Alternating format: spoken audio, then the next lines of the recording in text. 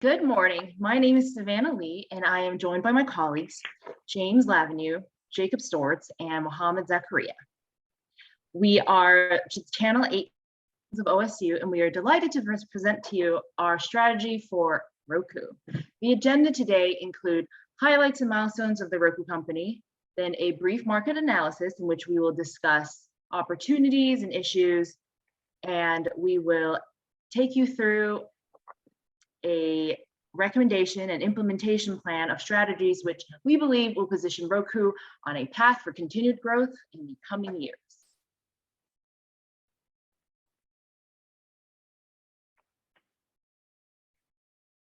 We can't hear you, Jacob. Thank you, Savannah. I had my microphone muted. Thank you, Savannah. I just wanted to go over a brief background of Roku. The company's main market is currently in digital media and video streaming.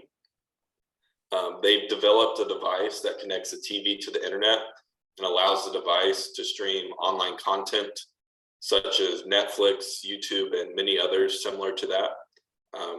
The company has stated that their major marketing strategy is to replace linear or traditional television. Around 2007, they reached out to Netflix, and Netflix wanted them to make a device that would allow their customers to connect to Netflix's library in the comfort of their home. Netflix had originally been just sending out DVDs via the mail, and this allowed Netflix to grow much more rapidly and expand worldwide as what they are today. Many people love this idea, and Roku's current iteration is just under 32,000 different applications and has more than 50 million accounts worldwide. They've also recently just acquired some exclusive content from Quibi with hopes of moving into content distribution.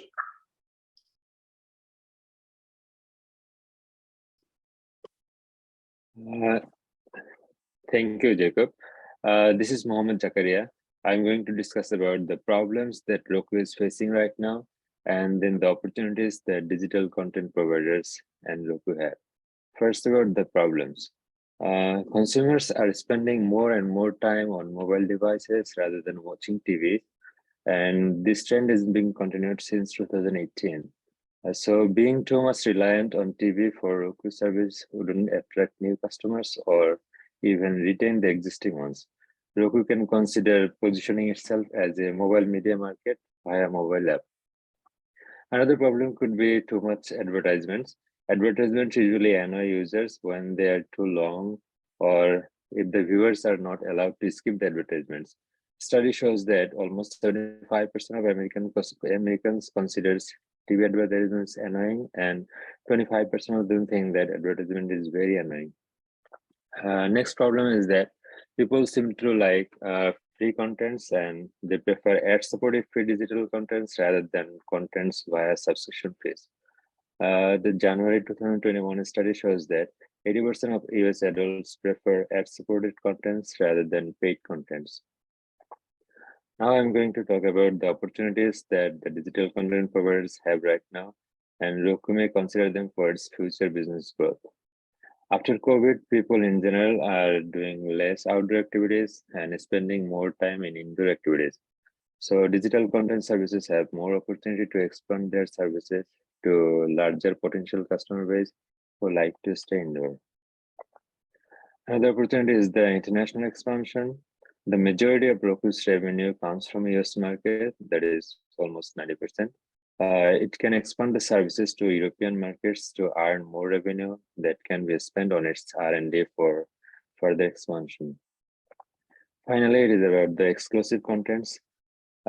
Disney Plus and Netflix have some exclusive contents, and viewers are attracted by these contents to the respective content providers. Roku can consider producing such exclusive contents more and more to attract newer customers. Okay, that's it for me. Now I'm going to hand over to James to talk about our recommendations. Thank you very much, Zakaria. So we as a group decided that what was most likely best for Roku was to design what we call the Roku app. And what this app would do is it would compile all of the users' CTV subscriptions into one easy to use format that would emphasize the ability to be able to switch seamlessly between two shows that aren't necessarily on the same CTV subscription service. So for example, you could be watching Breaking Bad on Netflix, and then without ever having to switch apps or without too much work, you could then switch to watching The Office on Peacock or something along the lines of that. And through this app, Roku would make money in two different ways. The first and foremost of which would be advertisements, just as Roku has made money in the past. And so companies such as Netflix, other CTV subscription services, or even companies that are completely irrelevant, such as like HP or Apple trying to sell a piece of technology, could pay to have a clickable ad on the Roku app. And we wanted to stay away from video ads. As Zachariah was saying, 75% of Americans are annoyed by the video ads, and 25% of them are very annoyed. And so while we're promoting the use of this app, especially in the beginning, we wanted to stay away from something that might deter users. And so the second way we might make money through this Roku app is through a premium service that we call Roku Platinum. And Roku Platinum would offer an exclusive library of content. As Jacob was saying, we recently acquired Quibi. In addition to that library, we would put in effort to acquire libraries as part of an international expansion, specifically from countries like Italy, France, Spain, and mostly the UK. We would like to feature English content and try to breach into the Western European market. And while we will still remain as a CTV subscription hub, I don't believe that we should ever get into the content creation business. It's going to be tough to compete with giants such as Netflix, Hulu, or HBO, and the barriers of entry are just too high for an industry such as that, we feel. And on top of that, it would be getting it into an entirely new industry. All right, I'll hand it off to you, Savannah. Thanks. So how will we implement our app and our advertising strategy? First, if you take a look at last year's stock price performance comparison, you'll see that the Roku stock did incredibly well compared to the S&P 500 in general as a whole and its competitors by about 500 to 600%. So we can utilize and leverage this current high market perception to raise capital for funding for our app by issuing shares first right now. This will also serve as a marketing tool to introduce our plans for the Roku mobile app and Roku Premium Platinum service to potential customers, to potential partners and advertisers.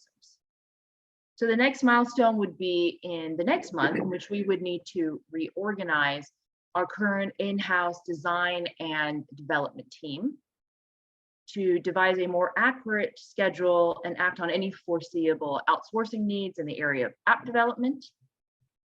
And then the next months 2 to 4, we want to negotiate and acquire exclusive content deals from partner networks, first in other English-speaking markets.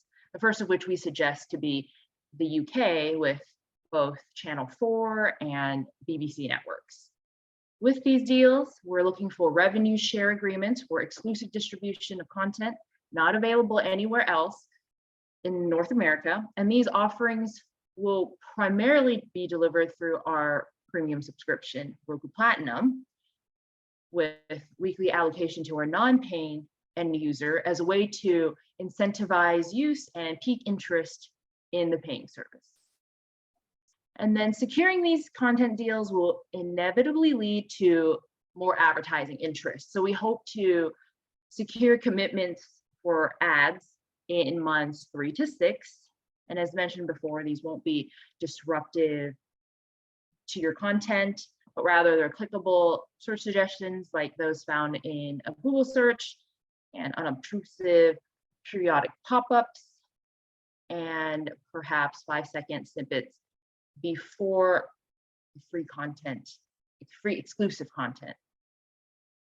And then we expect to wrap up all testing rounds for the app by month 10 actually. 8 through 10 would be all the testing rounds.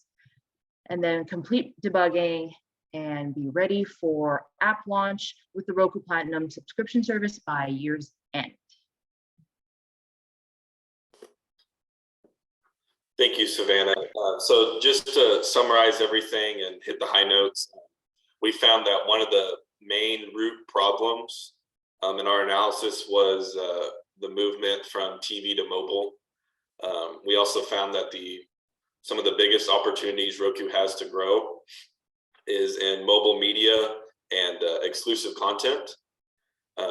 So our recommendation for that was to develop a Roku app and to acquire some exclusive content.